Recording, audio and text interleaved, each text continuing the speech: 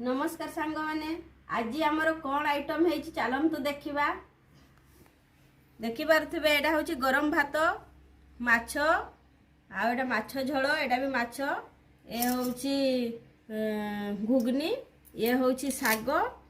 तो बर्तमान खाऊची